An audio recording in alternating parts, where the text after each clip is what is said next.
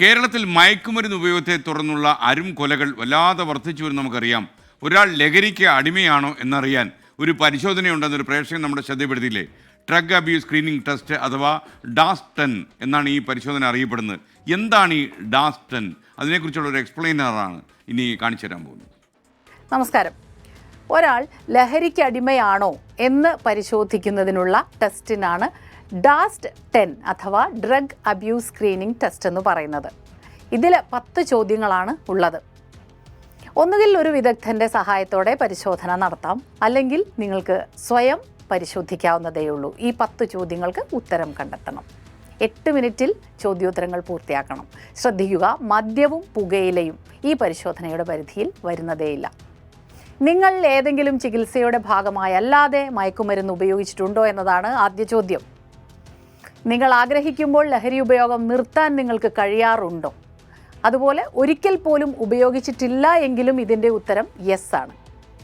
ഇനി പെട്ടെന്നുള്ള ബോധക്ഷയമോ അതുപോലുള്ള ക്ഷീണമോ തളർച്ചയോ ഉണ്ടാകാറുണ്ടോ നിങ്ങൾക്ക് ഈ മയക്കുമരുന്ന് അല്ലെങ്കിൽ ലഹരി ഉപയോഗിക്കുന്നതിൽ കുറ്റബോധം തോന്നിയിട്ടുണ്ടോ? പങ്കാളിയോ മാതാപിതാക്കളോ നിങ്ങളുടെ ലഹരി ഉപയോഗത്തെക്കുറിച്ച് ആശങ്കപ്പെടുകയോ പരാതിപ്പെടുകയോ ചെയ്തിട്ടുണ്ടോ? നിങ്ങൾ മയക്കുമരുന്നിൻ്റെ ഉപയോഗം കൊണ്ട് കുടുംബത്തെ അവഗണിക്കാറുണ്ടോ? മയക്കുമരുന്ന് ലഭിക്കാൻ നിങ്ങൾ നിയമലംഘനം നടത്താറുണ്ടോ? മയക്കുമരുന്ന് അഥവാ ലഹരി ഉപയോഗിക്കുന്നത് നിർത്തുമ്പോൾ നിങ്ങൾക്ക് വിഡ്രോവൽ സിംറ്റം ഉണ്ടാകാറുണ്ടോ? ആരോഗ്യ പ്രശ്നങ്ങൾ ഉണ്ടാകുന്നുണ്ടോ മയക്കുമരുന്നിൻ്റെ ഉപയോഗം കൊണ്ട്? ഓർമ്മക്കുറവ്, കരൾ രോഗങ്ങൾ, രക്തസ്രാവം ഇതുപോലുള്ള പ്രശ്നങ്ങൾ ഉണ്ടാകാറുണ്ടോ? ഇനി റിസൾട്ട് നോക്കാം. സ്കോർ 0 കുഴപ്പമൊന്നുമില്ല. 1നും 2നും ഇടയിലാണെങ്കിൽ നിങ്ങൾക്ക് നല്ല നിരീക്ഷണം വേണം. കുറച്ച് ദിവസം കഴിഞ്ഞ് വീണ്ടും ഈ പരിശോധന നടത്താം. പക്ഷേ 3നും 5നും ഇടയിലാണ് സ്കോറെങ്കിൽ നിങ്ങൾ മോഡറേറ്റ് ലെവലിലാണ്. നിങ്ങൾക്ക് കൂടുതൽ പരിശോധന, അതൊരു വിദഗ്ധൻ്റെ സഹായം തേടേണ്ടി വരും. 6നും 8നും ഇടയിലാണെങ്കിൽ വളരെ കൂടുതലാണ് നിങ്ങൾക്ക് ലഹരി ഉപയോഗത്തോടുള്ള ആസക്തി. ചികിത്സ വേണം. 9നും 10നും ഇടയിലാണെങ്കിലും തീർച്ചയായും അടിയന്തരമായി ചികിത്സ തേടണം.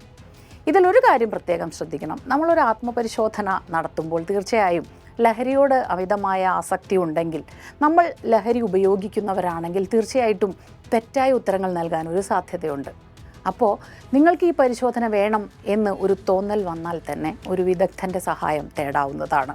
തീർച്ചയായിട്ടും ഇത്തരം പ്രശ്നങ്ങൾക്ക് പരിഹാരമുണ്ട്, ചികിത്സയുണ്ട്. പൂർണ്ണമായും ഇതിൽ നിന്നെല്ലാം മുക്തനാകാൻ കഴിയുകയും ചെയ്യും. അപ്പോൾ വിദഗ്ധ പരിശോധന തീർച്ചയായിട്ടും എടുക്കേണ്ടതുണ്ട്. ഒന്നോർക്കുക, മയക്കുമരുന്നോ ലഹരിയോ നമുക്ക് ഒരു തരത്തിലുള്ള പ്രയോജനവും ഉണ്ടാക്കുന്നില്ല. അതിൽ നിന്നെല്ലാം മാറി നിൽക്കുക. Okay, thank you Smitha Haridas.